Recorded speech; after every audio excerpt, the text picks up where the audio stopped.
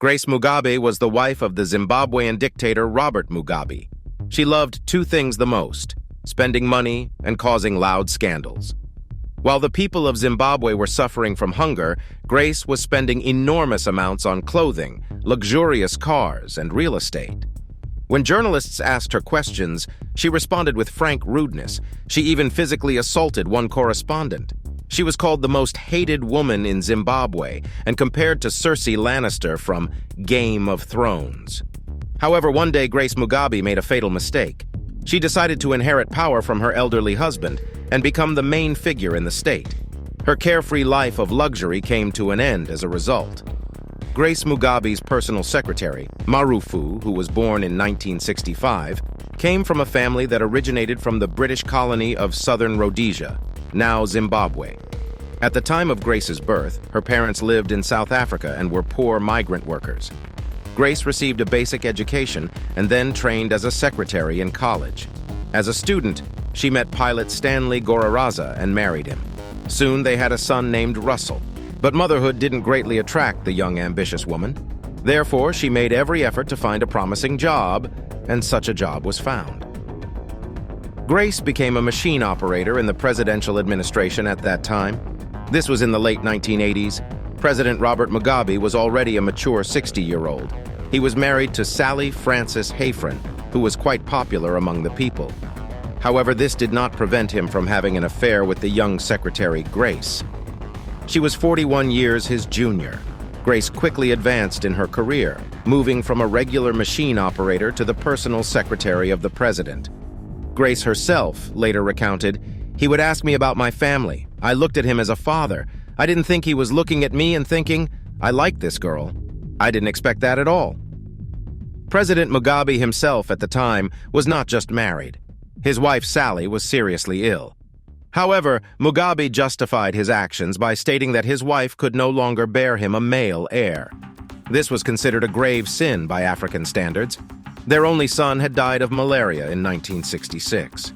Therefore, he did not hinder his romantic relationship with Sally, or at least that's what Mugabe told journalists, regardless of the truth, which we will never know for sure. The romance between the Zimbabwean president and the young secretary developed rapidly. But there was still one obstacle. Grace was also married. However, this problem was resolved under the pressure of the dictator. Stanley Harry agreed to divorce his wife. In return, Mugabe appointed him as a military attaché at the Zimbabwean embassy in China. Of course, all these intrigues were kept in the strictest confidence. The public only learned about the president's affair with the secretary in 1995 when the publication Horizon published an interview with Grace's father. It turned out that by that time, Robert Mugabe had married Grace in a traditional African marriage ceremony. Additionally, by that time, the couple already had two children, a 7-year-old daughter named Bona and a younger son named Robert Peter. The younger son was named after the president's mother. The origin of the daughter was not hidden, and she even used the surname Mugabe at school. Soon, another detail emerged. The secret marriage ceremony had witnesses, a minister, and a judge. It's worth noting that Robert Mugabe's first wife, Sally, passed away only in 1992. So all these events happened under her watch. When the secret was revealed, the president was furious. At first, he denied the news and even sued journalists, but then he changed his mind and claimed that a wedding did take place, but it followed Christian customs. Apparently, Mugabe simply didn't want to antagonize the church. Christians make up 85% of Zimbabwe's population. After some time, a lavish official wedding ceremony of Robert and Grace was held. The Zimbabwean press dubbed it the wedding of the century. At that time, Grace was 31 years old, while Robert Mugabe was 72. Soon, the couple had their third child, a son named Chitunga Gucci Grace. Initially, after the wedding, the public regarded the new First Lady fairly calmly. She didn't evoke enthusiasm, given that the majority of Zimbabweans still cherished Robert's first wife, Sally. At first, Grace Mugabe pretended to be a respectable politician's wife. She began engaging in charity work, as expected of the country's First Lady. At her initiative, a children's home was built. However, she didn't become a second Jackie Kennedy or Princess Diana. Her altruism quickly faded, and the young president's spouse started focusing on her own concerns, increasingly provoking the hatred of her country's people. By the early 2000s, Zimbabwe's economy was in a dismal state due to Mugabe's policies. The country became a symbol of economic collapse and extreme poverty. In 2008, inflation reached 231 million%, and unemployment reached 94%. In 2009, the country had to abandon its national currency, the Zimbabwean dollar, and switch to using the US dollar for transactions. Amid all these events, in 2003, the First Lady went shopping in Paris. In one shopping spree, she spent $120,000 on clothing and shoes from renowned brands. When the media accused the president's wife of using taxpayer funds for her own pleasure, Grace remarked, "Is it a crime to go shopping?" Once, the British publication Daily Mail calculated how much money Grace Mugabe spent on shopping in just 1 year. It turned out that she bought 62 pairs of Salvatore Ferragamo shoes and several Gucci outfits. She also acquired 12 new diamond rings and a $112,000 Rolex watch. She preferred shopping in London. When journalists asked Grace why she bought such expensive shoes, she replied, "I have narrow feet. I can only wear Ferragamo shoes." Over time, the nickname Gucci Grace stuck to Zimbabwe's First Lady due to her love for heavy luxury. In addition to expensive clothing and shoes, Grace also acquired elite real estate, as reported by Independent. She owns a $4.2 million piece of land near the Mugabe family mansion, the Blue Roof. She also owns property in the Sandhurst area worth $3.5 million. Furthermore, Zimbabwe's First Lady annually pays a substantial amount of rent for homes in South Africa and the UAE. Grace Mugabe is also fond of luxury cars. She bought a $400,000 Rolls-Royce and paid the entire amount in cash. However, the car remained in South Africa. To avoid any trouble, Grace didn't cross the border into Zimbabwe in her luxurious vehicle, anticipating the dissatisfaction of her fellow countrymen.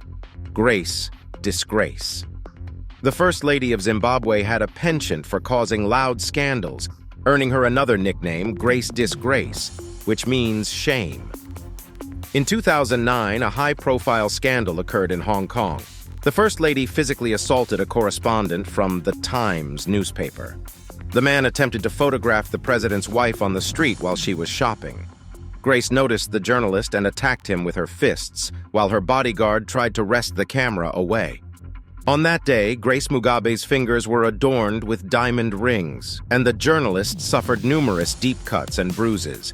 The media representative filed a police report in Hong Kong, but the case was quietly dropped. Apparently, the Hong Kong authorities didn't want to sour their relationship with the Zimbabwean government. Unwavering in her diplomatic immunity, Grace got on a plane and left without any repercussions. There was another notorious altercation involving the First Lady in 2017.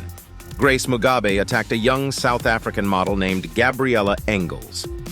The incident occurred in a hotel room where the model was staying with President Robert's sons, Robert Jr. and Chatunga.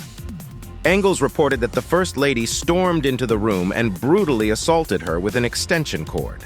As a result, Engels suffered deep wounds on her face and body. Grace had a different version of events. She claimed that Engels was intoxicated and wielding a knife, so she had no choice but to intervene to protect her children. In other words, she supposedly threw herself into the fray for the safety of her children. However, this time, the cover-up wasn't as successful. Acting on behalf of the victim, the African Forum for Civil Society dubbed Grace Mugabe's defense unconvincing. Her representatives accused the First Lady of desperately trying to avoid accountability for her own violent behavior by using deception to portray the victim as the criminal. However, despite the controversy and challenges to Grace Mugabe's statement, the perpetrator once again went unpunished, shielded by diplomatic immunity. Grace didn't even appear in court. As for her image, despite always courting the public, it cannot be said that Grace Mugabe was completely indifferent to her reputation. For some reason, she wanted to appear educated. In 2007, Grace enrolled in a bachelor's degree program in the humanities faculty at Jinan University in China. She completed her degree in 2011, claiming to have mastered the Chinese language along the way. However, she later admitted in 2014 that she never actually learned the language. She could have obtained a doctoral degree in sociology from the university. However, it was soon revealed that she received this degree just 2 months after registering for the research program. Moreover, her dissertation was never publicly presented. Normally, all research papers are archived by the institution. Naturally, this caused outrage among other graduates of the university. Firstly, the reputation of the institution itself suffered. Secondly, the work and degrees of actual scholars were devalued. Notably, renowned writer Chenjerai Hove appealed to the president's wife to return her doctorate. This award undermines the integrity of our academic standing worldwide. I lost the pride and prestige of being an alumnus of the university, as our academic degrees have become a laughingstock. On January 22, 2018, the doctoral dissertation of Grace Mugabe was finally published on the university's website, but without the signature of the doctoral committee. In the same year, one of the university's officials, Levi Nyagura, was arrested by Zimbabwe's Anti-Corruption Commission on charges of abusing his office. Following the investigation of this case, the golden youth of Zimbabwe was revealed. Grace Mugabe spared no expense for her children. In 2014, the Mugabe couple married off their eldest daughter, Bona, to pilot Simba Chikore. The celebration was attended by 4,000 guests, including presidents of some African countries. The lavish wedding cost the Zimbabwean treasury $4 million. Only $700,000 were spent on repairing the road leading to the country's capital, Harare. The presidential mansion was a gift from the bride's parents. The newlyweds received $100,000 and 55 head of cattle. Grace also spared no expense on gifts for her husband, Robert Mugabe. For his 90th birthday, she gifted him a marble and gold-covered throne, as well as diamond-encrusted leopard skins. Meanwhile, most of the country's residents struggled to make ends meet. Mugabe's children don't even attempt to hide their lifestyle and frequently post scandalous photos on Instagram. The president's younger son, Chatunga, once posted a video from a party where he consumed 2 bottles of champagne, each costing $350. Yet, under one of the photos with these expensive watches, he wrote, "60 grand on the wrist when your dad runs the whole country." Naturally, Mugabe's children follow in their mother's footsteps and often bring disgrace to their noble family with scandals. Once, Mugabe's sons threw a party in Dubai and brought their friends on private planes. They rented a mansion there for $38,000. The party was so wild that the president himself had to fly in to bail out his sons from prison. Guests indulged so heavily in alcohol and other substances that some of them required urgent medical attention. However, before leaving the Emirates, the young people visited numerous luxury stores, highlighting the stark inadequacy of Zimbabwe's annual healthcare budget. The patience of Zimbabwean citizens ran out when Grace Mugabe decided to enter politics and lead their country. Robert Mugabe himself was very old by then, but his 50-year-old wife was full of energy and vigor. It was anticipated that Mugabe would remain president until his death, and his wife would assume the position of vice president. In essence, power would be in her hands. However, Grace Mugabe was unaware of how poorly her presumed constituents regarded her. In 2017, she spoke at a massive rally in Buhera, calling all Zimbabwean citizens foolish for voting for the candidate they were told to support. She even cynically stated that if President Robert Mugabe were to die, they would be instructed to vote for his corpse.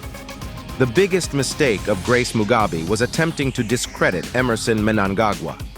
He was her strongest political opponent and had supporters in the military.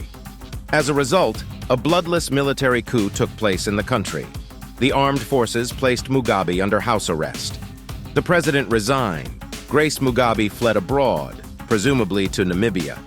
Her husband initially stayed in the country, but then flew to Singapore for medical treatment, where he passed away on September 6, 2019. At that time, Robert Mugabe was 95 years old. This video was prepared by the Hustler channel. Subscribe to the channel. Until our next meetings.